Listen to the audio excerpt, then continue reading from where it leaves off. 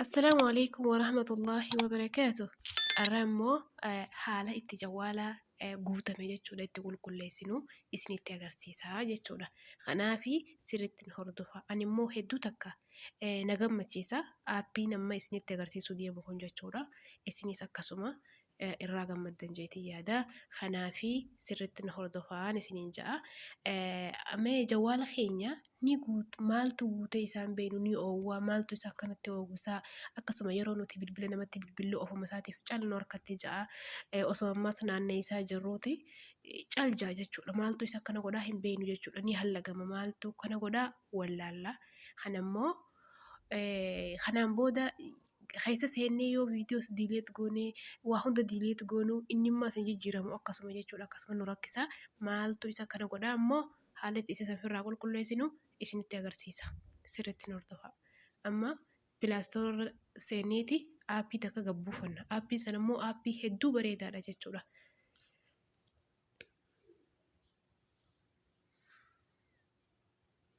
Aappiin gubbaa kanarratti barreessina jechuudha maal jennee barreessinaa faayil kana irra haqaa faayil kunuunuu dhufee jira inni kanumaa shufeetiin jiraga faayil baay googil kaja'u faayil baay googil jenneetii irratti barreessine jechuudha baay googil jennee barreessina kanaan booda kunoo irratti dhooyinaa inni immoo kana jechuudha kunuunuu dhufee jira kajalqaba irratti mul'atu kana jechuudha isinitti mul'ataami kana isa kana gabbuufattan jechuudha amma ani waan hin buufadhee jiruu fi numa seenna jechuudha eega gabbuufattaniin booda ni seentanii seennee isarra dhooyina amma isa jira kana jechuudha aappiin kunoo isa kana jechuudha isa nama irra ofaa isinitti agarsiisu kana isa kana akkasitti eegarra dhooyitanii haala kanaan nu banama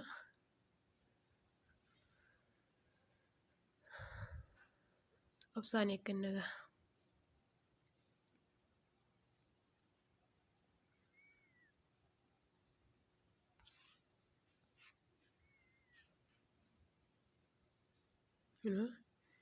akkanatti fidaa kiliin 600 meegaabaaytii 642 qaba jechuudhaan kuni amma laali kiliin meegaabaaytii 642 jechuun waan guddaadha kanaaf jechuudha mee amma akkanatti gizee oloofneesi selekti faayilsi jedha faayil selekti godhii jedha irratti akkasitti dhooyina eega akkasitti irratti dhooyinee bikka kana ni agartaniimi mee irra deebi'ee isinitti agarsiisa obsi bikka amma kiliin meegaabaaytii 642 na agarsiisa duruu irratti jechuudha gizeen amma kanatti oloofe asitti immoo kiliin faayilsii jedha kiliina godhee kanaafi mee irrattiin dha bakka kana eegaan akkasitti irra dhahee kunoo waan gartee lama ta'e jawwaala keenya keessatti nuti hin beeynu garuuchi keessaan immoo hedduu nutti hin mul'atu waan ta'eef jawwaala keenya keessaa yoo seenne nutti hin mul'atu ammoo asirratti waan jawwaala keenya keessaa lama ta'e jawwaala suuraa haa ta'uu lama ta'ee jiru amma fakkeenyaaf kana nutti agarsiisa qoshaasha jechuun waan faayidaa nuuf hin qabne kiliin godhii jedha nuti amma bikka kana ni agartanii gubbaa kanarra dhooyineeti bakka nama isinitti agarsiisu san akkasitti gad dhooyina kanaan booda kun oraayitii bikka takkatti irraa kiliin godhuu dandeessan jechuudha kanaafi waan faayidaa nuuf hin qabne jechuudha yoo immoo waan keessaa jaalattan fakkeenyaaf amma kana yoo fakkii tana jaalattan akkasitti gizee irraa dhooyita raayitiin irraa qotti kanaaf warra raayitii ta'e kana immoo warra diileetti ta'u jechuudha kanaafi mee jawwaala keenya achiin mul'atu ta'a asiin immoo waa hunda nuuf fide waan nuti agarricha keessatti jawwaala keessatti jechuudha kanaafi mee amma kanneen diileet godhuu hin barbaanne immoo raayitiin eega kanatti irratti taate booda irraa hin deebi'e jechuudha. Raayitii akkasittiin irraa oofaa. Warri immoo raayitiin irratti taate kun warra diileetii ta'u jechuudha. Mee waan nan fayyadne egaa waan hin diileetii godhuu hin barbaanne. Kanaaf immoo warra biraa diileetiin irraa godha jechuudha. Amma isa jira diileet bakka jala kanarra ni agartanii kanarra dhooytaniiti diileet irraa gootan jechuudha. Kunoo akkasitti diileet godhaa jira waa 12 jechuudha. Diileetii 12 waa 12. Kanaan booda isarra dhooytan diileet ammas irra dhooyna. Kunoo diileet tahee jira jechuudha. Haala saniin ammas gaddeemnee ofii isaatiif nu fide ammas select file jee nu fide ammasiisi mee as jala waa takkan jiran jechuu inni jiran sorry akkuma amma kaniin ammaan tan irraa deebi'isanii wakaniin haquu hin barbaadu jee irraa deebi'isanii mee ammas irra deebinee kunoo raayit nu agarsiisa ammas kabiraa nu fide jechuudha. Kanaas akkasuma reefu san ammas select file si kayyoo kanarrattis dhooyina ammasis kunneenis viidiyoodha jechuudha. Viidiyoo lama taate tanuti hin barbaanne jechuudha. Viidiyoos keessaa amma fakkeenyaaf tonii fi kuni waan gosta akka jechuudha. Akkasitti viidiyoo hin barbaanne ofirraa diileet gootan. Amma diileet godhe jechuudha. Amma haqamaa jira kun haala kanaanii jawaala keenya nuuf qulqullaaha. Ammallee ammas asirraas deemtanii haala saniin irra ooftanii waan keessan barbaanne qulqulleeffattanii ammas kun asirra bikka kana browser kajoo kana ni agartan bikkan irra oofee amma isinitti agarsiisaa jiru kana barreeffamaa walakkatti argamu waan ni agartanii kanarratti dhooyina ammame kanarratti eega dhooyine kun olaal daawunlood waan nuti daawunlood godhannee daawunloodii jira imeejii suuraa jira viidiyoo audio dokumentii kana jechuudha. Mee amma daawunloodii kanarratti dhooyine waan daawunlood goone waan lama tahee jira waan ammoo barbaannu kanurraa hin massaafne barbaannu ni dhiifanna jechuudha. Waan hin barbaanne waan hin jaalanne immoo ofirraa massaanaa jechuudha. Mee amma irra dhooyine maaltu jira amma laal aappiin kun lama tahee jira laal amma kuni aappiidha lama tahee jira kunii fi kunis wal fakkaata. Kanaaf gaamma tokkoniin massaa isaan tuttuqaa sadeen tanarraan tuqa. Eegan tuttuqaa sadeen tanarraa tuqee diileet select eegan tuttuqaa tanarra tuqee diileet olii kanaaf akkasitti raayitii irratti jira. Eega akkasitti raayitii irratti naaffitee firra amma irra deemeetiin jechuudha. Waan lama tahee barbaada. Kunoo amma wanni akkanaa tuni 4 jechuudha. Waan wal fakkaataa 4 jechuudha. 2 3 waan akkanaa kanaa jawaala keenya balleessaa jira. Kanarraa amma ani kanarratti isiniin raayit godheetiin jira. Tokkichaan sun hanaafu jechuudha. Kun maal faayidaa naa qaba tokkichaa kana qofaan dhiifadha jechuudha waan wal fakkaataa. Amma viidiyoon tuniis kunoo tunii fi tunis takka tunii fi tunis gosa takka jechuudha. Misni mul'attiimi tanarraa amma takka dhiifadheetiin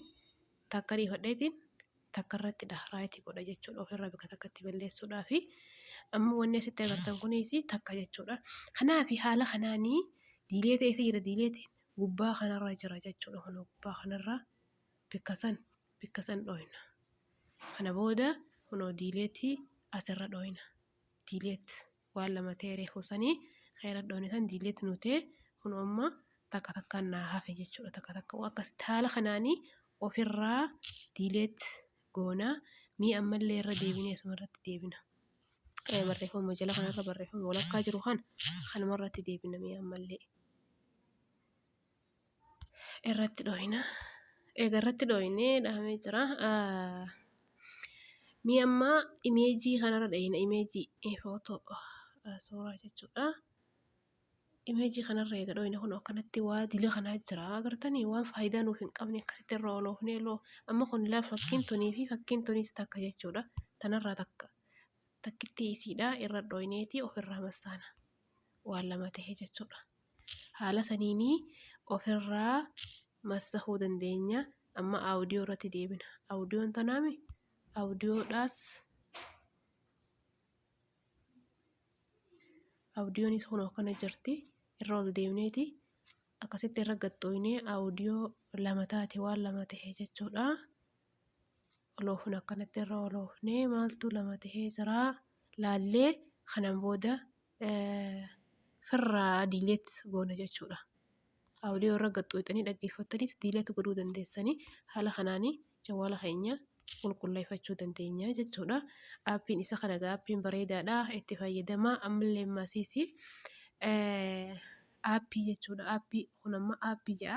Aappii isii lama taate aappii irratti gisee akkasii gadhooytanii aappiidhaatu isiniif ol ba'a jechuudha. Aappii jawwaala keenya irra jira hunda obsaan eegagaa. Kunoo aappiin asirratti aappiin nuti jawwaala irraa qabnu hundi asirratti ol ba'a. Kana keessaa aappii lama tahee yoo jiraatu taates akkasitti tuttuqaa sadeen tana xuuxanii diileet gootan. Amma akkanatti irra oofsanii aappii kana keessaa isin hin fayyadne amma fakkeenyaaf kuni aappuma takkaatiitu sadii tahee jechuudha. Kanarraa takka dhiifadheetiin lama massaha. Amma kunis takka jechuudha. Moonni walitti aana. Kunis waan gosa takka agartanii qushaasha waan akkanaa kanaatiitu jawwaala keenya balleessaa jira. Kana ofirraa diileet haala itti gootan isinitti agarsiise haala saniini aappii haala itti diileet gootan amma fakkeenyaaf aappii tana hin jaalattan yoo ta'e amma aappii foonoo maastarii aappii tana diileet haa godhuun. Aappii tana hin jaaladhu waan nan fayyadne jechuudha. Aappii hin fayyadne aappii itti fayyadamta takkittii malee aappii isin hin fayyadne ofirraa diileet godhuu qabdan jechuudha. Mi'amma aappii kanarratti haa dhahu. Kanaan tuttuqaa sadeen tanarratti haa dhahu. Kanaan booda kunoo select bakka jiru kanarratti hin dhahaa. Akkasitti hunda kan feene waan hin feene akkasitti irra tuttuqee raatii gootanii ofirraa diileet gootanii jechuudha. Haala saniini diileet gootanii amma irraa hin deebi'aa. Kanaan haala kanaatiin itti fayyadamtanii jawwaala keessan qulqulleeffachuu dandeessanii hanga viidiyoo dhuftu walitti dachaanutti nagayaan jiraadhaa.